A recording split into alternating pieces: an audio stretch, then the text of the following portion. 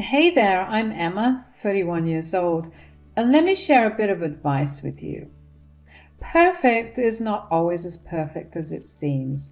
Now, let me tell you about my marriage with Drew, my ex-husband. He was that person you think will stick around forever, the one you rely on.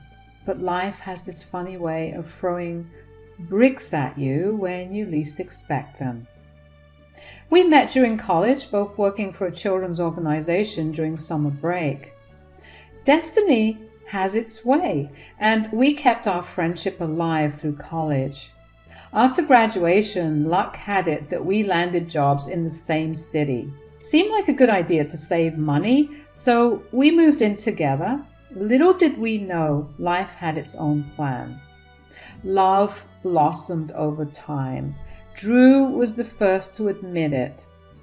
And we thought we were nailing both our careers and relationship goals. We even introduced each other to our parents, who were nothing but accepting. The perfect love story, right? Well, it gets better. Drew popped the question, and just like that, we were married, living my happiest life, going to work, coming back home, spending quality time together. Weekends were a blast with friends. But even when it was just the two of us, it felt complete. Or at least, that is what I believed. One day, things changed. It started with a call from my cousin, Alana. Hey, Alana. It's so unexpected to hear from you. Yeah, just because we don't talk often doesn't mean we don't share a special bond, right? So, what is the occasion for this surprise call? Well, brace yourself, Emma. It is not exactly uplifting news. What do you mean? Is everything okay? I don't want to drop a bomb, but you need to know. Alana, you're scaring me. Just spill it. Okay, so I tried this blind dating site my friend recommended. No names, no pics, just conversations, and if it feels right, you meet up. Oh, don't tell me you're engaged, are you? I would be so happy if that is the case. Emma, this is serious. Let me explain. I matched with this guy, and after chatting for a while, we decided to meet at a cafe around 3. Cut to the chase, what happened? I showed up at the cafe and it was packed. I asked the waiter if there was a certain gentleman waiting for me, as we were on a blind date. The waiter happily pointed me to a person sitting at a table. Stop building the suspense. Well, there is no other way to say this, but that guy, it was true. He was sitting there, and as soon as I saw his face, I stormed out of the cafe. Wait, are you sure? Was it my Drew? I am 100% sure. I know we have only met a couple of times, but I still follow you on social media. I am sorry to tell you this. It must be confusing. If you're playing a sick joke on me, it's not funny, Alana. I just can't talk to you right now. This is ridiculous. So after hanging up on Alana, I was full of anger and confusion. I trusted Drew blindly, thinking there had to be some misunderstanding. It was a Saturday and Drew was out golfing with a friend. My suspicion got the better of me, and I did something I never imagined doing. I snooped around. I started with Drew's laptop, but it revealed nothing. My quest for the truth led me to his iPad. There, I combed through everything. No sign of the blind dating app that Alana mentioned. But then, there it was. Tinder. The app I never thought I would see on his device. I hesitated, but clicked on it, exposing conversations with other girls. I could not turn away. Reading through exchanges, plans to meet up, it was all there. That sinking feeling set in. Was he with one of those girls at that very moment? Lying about golfing with his friend? My mind raced, coming up with the worst kind of scenarios. Regret gnawed at me for hanging up on Alana. She was just trying to help, and I was somewhat impolite. Now that I had some type of undeniable proof, I had to call her back. Hey, Alana, I owe you an apology for hanging up earlier. It was just a lot to take in, you know? No worries, Emma. I get it. Finding out something like this is never easy. So, did you find anything? I did not find any blind dating app, but there's Tinder on his iPad. The conversations are recent, from just 2 weeks ago. I cannot believe this is happening after 5 years together. That is rough, Emma. Maybe it's time to confront him. When did this blind date exactly happen? What did he tell you? It was just last Saturday. He told me he's been single since college. Can you believe it? Making up stories about taking care of his sick mother, playing the sympathy card, saying that is why he could not meet me sooner. Unbelievable. When exactly did this blind date happen? Drew told me he was helping out a friend in trouble, but he drove 2 hours to see you. I'm sorry you're going through this. I hope you make him pay for what he has done.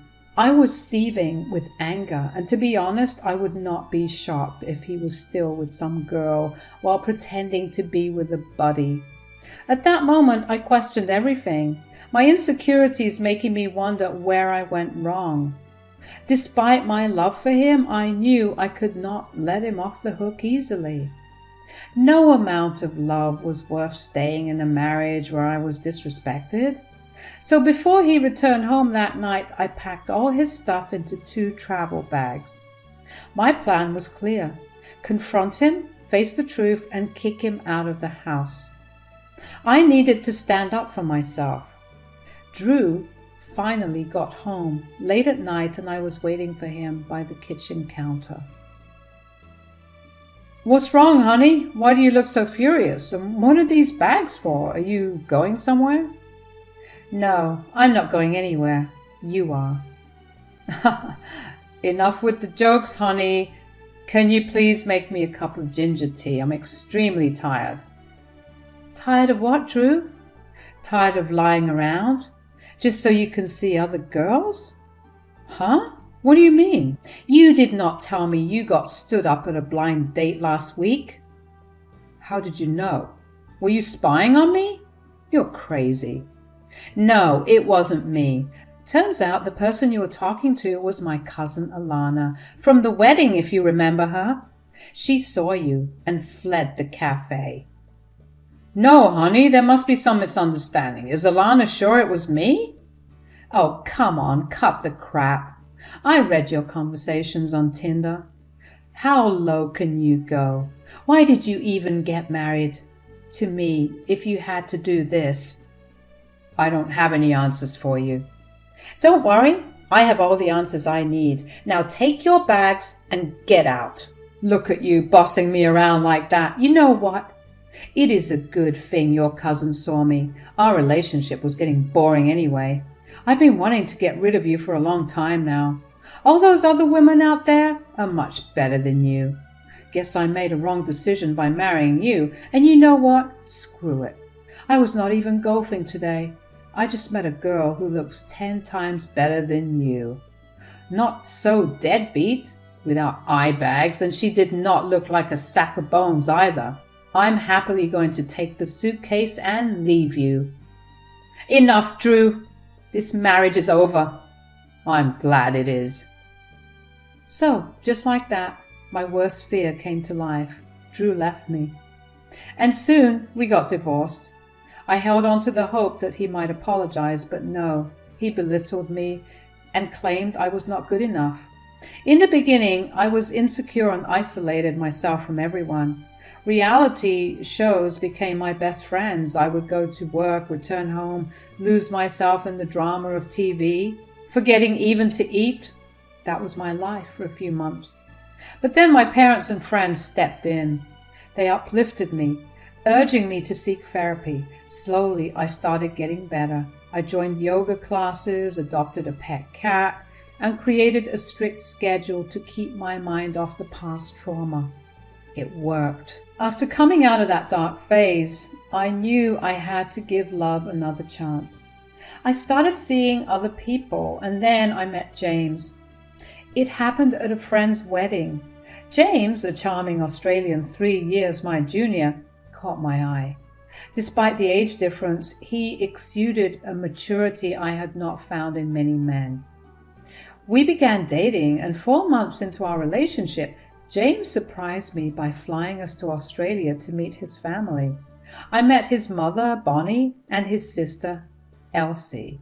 Emma, James has told us so much about you. I can't believe how strong you are after everything you've been through. Mom, Elsie, Emma's been through a lot, and she's faced it all head on. I admire her strength every day. Seriously, Emma, I can't imagine going through what you did. You're like a superhero. Well, I don't have a cape, but I appreciate the sentiment, Elsie. It was tough, but honestly, meeting James has been a silver lining. He has helped me a lot with the way I used to feel about myself. You're like a breath of fresh air, Emma. We're lucky to have you here. One time, James tried to impress a girl by learning salsa dancing and ended up stepping on her toes the entire time. That's hilarious. I hope he's improved his dancing moves since then. Doubtful. But at least it keeps family gatherings entertaining. We have dinner at our uncle's tomorrow. You should totally meet the rest of the family. Yeah, you should. I would love that. Some might think I'm moving at warp speed. First, jetting off to Australia with James, and now meeting the whole family. But let me tell you, marriage with Drew taught me a thing or two. I had known the guy for ages, and where did that lead? Cheating, lies, and a one-way ticket to divorce. With James, I tossed caution to the wind and trusted my gut. Sometimes someone walks into your life and just showers you with love. In the few short months, he gave me the security I never got in all those years with Drew. It felt like an upgrade I really needed. His whole family was wholesome, giving me warm, fuzzy vibes all around. The trip was a refreshing change from the chaos of my life. So after a year of lovey-dovey stuff with James, he dropped the big question. James whisked me away to the place where our love story began. But hold on, it wasn't just any dinner. Nope. He went all out and booked a private table at the hotel where my friend got married. As we sat there in the middle of dinner, I kind of sensed he was going to do something big. Hey, Emma. We've been together for a year now, and honestly, what we have feels like something real. My family adores you, and well, I love you more than words can express. I know you've been through a lot with your ex-husband, the cheating and all the insecurities that followed. Oh, James, that's so sweet. I love you too. Some folks might think a year is too soon to ask this, and I'm not trying to rush you, but I've got this ring here, and I'd like you by my side for the rest of my life. You don't have to say yes right away. And even if you do, we don't have to run to the altar. Take all the time you need, but I just want you to be mine. Oh my God, James. Yes. Let's take it one step at a time. That sounds perfect. And, you know, my mom is already talking about grandkids. What? I'm just joking, babe. Like you said, one step at a time. So, there we were, James and I, engaged and taking things slow. We decided that instead of jumping into wedding planning madness, we would just enjoy our lives as they were. The only notable change was that I had moved into James's place. Things were going well until one day, out of the blue, life threw me a curveball. I was at my favorite bakery, the one I had been frequenting since forever, picking up our usual order of special cronuts. And guess who I bumped into? None other than Drew. I could not believe my eyes. He looked surprised, probably as much as I did, but he was not alone. He was there with a woman. Oh, hey Emma, what a surprise. It's been a while. Yeah, it has. Hi, Drew. And you are? Meet my girlfriend, Stacy. Hey there. You're Emma, right? Yep, that's me, Drew's long-lost friend. Well, you guys catch up. I was just leaving. So, Stacy, huh? Yeah, she's great. Got her own little business that's picking up. She's a beauty with brains. And you? Anyone special? Oh, yeah. I've been seeing someone. Serious? Yep, pretty much. We're engaged. Well, good for you, Emma. I just wanted to say I'm sorry about how... Let's not go there, Drew. It's all in the past now. Stacy looks wonderful. Oh, she is. I thought I'd introduce her to those cronuts you got me hooked on. This place is a hidden gem. It sure is. Well, I need to get going. Goodbye. By the way, do you want to catch up sometime? I don't think so, Drew. There I was, minding my own business, enjoying some cronuts, and I tried not to think about the awkward encounter with Drew. But hey, we live in the same city, so I guess it was bound to happen sooner or later. Anyway, running into Drew was nothing compared to what hit me a week later. My body started acting all weird, and I had this feeling that it was time to take a pregnancy test. Lo and behold, turns out I'm going to be a mom. So there I was, feeling like life had finally aligned with my dreams. James was over the moon when I broke the news about the little one on the way. We shared our joy with our respective families, and let me tell you, their excitement matched ours, if not surpassed it. But you know, there was this one thing missing: a wedding. James and I were already engaged, and we thought, why not tie the knot? We didn't want to rush things, though. We decided to wait for another 4 months, giving me that perfect baby bump to flaunt in my dream wedding dress. The next 3 months turned into a whirlwind of doctor's appointments and meetings with the wedding planner. It was a lot to handle, but James and I were determined to make it work. We envisioned an intimate celebration with our closest loved ones. The guest list was short, and my baby bump was stealing the show. I wanted everyone to see how proud and happy I was. The day before my wedding, I was at my parents' house, as we did not decide to have a rehearsal dinner. It was a big and emotional evening with Mom when I received a call from Elsie, who was staying at our place with James and Bonnie. Hey, Emma. Hey, Elsie, is everything all right? Yeah, pretty much everything. I was just confused. James and Mom are out buying some last-minute essentials, and I'm home alone. A guy showed up with some cronuts asking me where you were. Well, did you get his name? Who was it? No, I didn't, but I don't think it was one of your close friends, because when I told him about the wedding, he seemed shocked, almost like he didn't know about it. Well, it must be some old acquaintance, I guess. So, did you tell him that I was getting married? Yeah. He sounded curious, asking where you were and who I was. I told him that I'm your fiancé's sister and there's a wedding tomorrow. Now that I'm talking about it, it's just silly that I gave him all that information without even asking what his name was. Oh, don't worry about it. I think I'll handle it. Just stay safe until Bonnie and James get home. Sure thing. So I knew who it was, of course. Drew? I was confused. How did he even manage to get the address to James's place? I wondered if he had been following me, but I don't think he was so obsessed with me that he would do such a thing. After all, he was with Stacy. Maybe he saw me getting in and out of the apartment and figured I lived there? That day he wanted to catch up and I said no, so perhaps he thought he might give it another try. Things just didn't add up, but it was my wedding the next day and I didn't want to think about all that stuff. It's not like Drew was a dangerous guy. He was harmless. So I decided to mind my own business and, as per the doctor's orders, not stress myself over little things. It was finally the big day. The wedding was in the afternoon, so I started getting ready early in the morning. There was a lot of chaos at the venue, and I was in the hotel suite that I booked for me and my bridesmaids. We were all getting ready, and then it was time for the final ceremony. The music started playing, and my dad began walking me down the aisle. In front of me was James, and around me were all my loved ones seated. Just 4 steps into walking the aisle, I heard someone shout, "Hey, Emma!" I turned back, and it was Drew. I heard everyone whispering, "I need to borrow you for a minute." "Drew, you are making a fool of yourself. Just leave." "I'm not going until you talk to me." I looked at James right into his eyes from a distance, and he gave me a nod. "Everyone, we will do this in 5.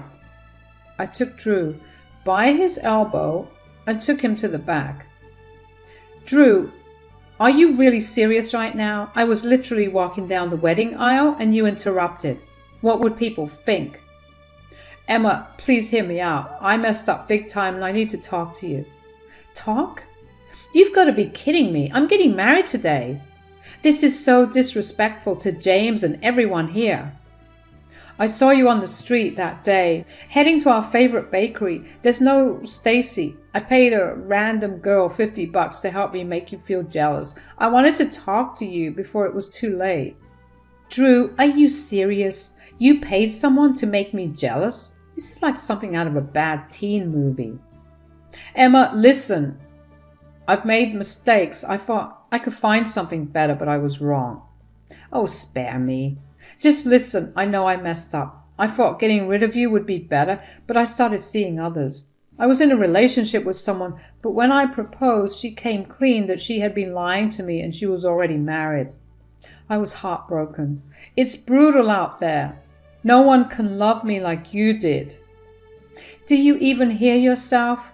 You want me back because no one else gives you the attention I did? Trust me. We can make this work. I will love this baby like my own." "Drew, you're a fool to think I'd give up my loving fiancé for a cheater like you. This is karma. You get what you put out in the universe. It is not my fault that you ended up heartbroken. And now you are here ruining my special day just for a little sprinkle of attention. I'm sad and lonely. We've known each other for a long time. I love you. You better save your love for someone else. Now get out before I call the cops. You've already created a huge scene." I was pretty bummed that my special moment got hijacked, but also kind of satisfied. You know, like karma doing its thing. Anyway, I decided not to let it ruin the whole deal and told everyone it was just a little misunderstanding. I finally made it down the aisle, exchanged vows, and got hitched. The reception, oh man, that was something else. Despite the hiccup, it turned out to be a blast. Surrounded by family and friends, there was laughter, music, and dancing. It was like the interruption never even happened. And then came a special speech by James. "Today is straight up magical. I mean, look at my glowing bride, Emma. From day one, I knew Emma was something else. She's not just my ride or die. She's the whole playlist to my life soundtrack. Her laugh is my favorite melody, and her smile is the sunshine that lights up my whole world. Emma, you're the missing puzzle piece that completes the whole game of life for me. And I have to tell you, I'm beyond thankful to have you as my partner in crime. Just know this, I'm going to have your back through all the highs, lows, and epic plot twists. Your kindness, your strength, and that love. It's like my heart does a happy dance every time I think about it. So here's to us, our love story, and all the epic moments waiting for us." So here I am, just dropping in with a little life update. So guess what? We are just a week away from welcoming our little munchkin into the world, and it's a girl. Now, I know my story might not be the craziest drama you've ever heard, but it's mine, you know. And maybe some of you out there can vibe with it, especially if you've dealt with cheating spouses, husbands or wives. We've all been there. Here is the real deal, though. Sometimes the sweetest revenge is just focusing on you being the absolute best version of yourself. Lives have this funny way of sorting things out, and what's meant to be will find its way. I thought Drew was my forever, and when that fell apart, I was in the dumps, but life had a surprise for me. Enter James, who is basically the upgrade I never knew I needed. So if you're going through a rough patch, just remember, that brighter days are on the horizon. Keep shining.